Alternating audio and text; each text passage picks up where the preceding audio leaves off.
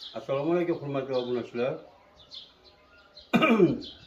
Mana nihoyat biz mana Andijon shahar Yangiobod mahallasida o'z ishlarimizni yakuniga yetishga xudo xolasa oz qoldi. Mana ikkinchi qismini ko'rsatyapmiz sizlarga.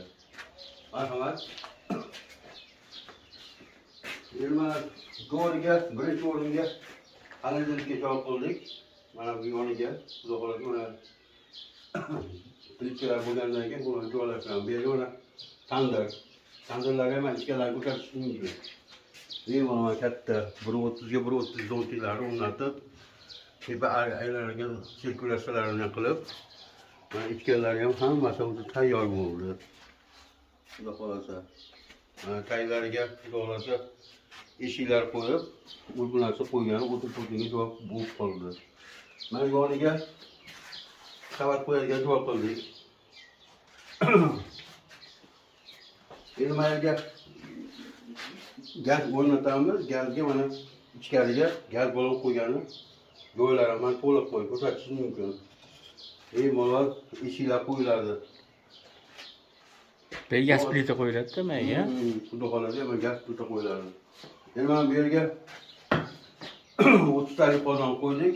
Xudo xolasa mana plitalarga tayyor bo'ldi. Mana do'tlarni ham o'rnatib, ertaga ventilyatorlargacha qo'yamiz. Montajlarni xudo xolasa qilib stolka qilamiz. Bu yoniga mana samovar. Necha litrlik endi samovar? 60 talik samovar bular. Bularga ham plitkalarni qo'yib, shuroqqa mana kranlarni joylashtirdik mana oldiga. Suvlarga qilib. Mana bu yerga endi 60 talik qozon qo'ydik.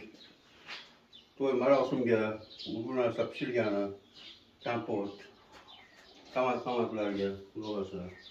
Buni ham mana zontilarni joylashtirib qo'ydik bu yerga ham.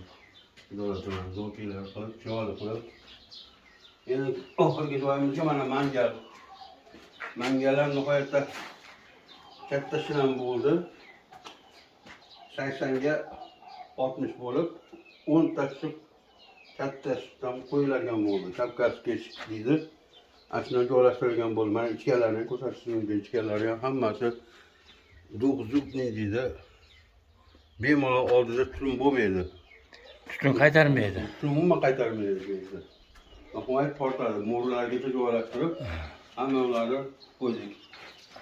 Endi xudo xolasa Yana qanaqa usta yana qanaqa kamchiliklar bor qoldi? Hozir mana plitkalarni bosib, polni devorlarga, pollarga bosib, bu tomonga xudo xolasa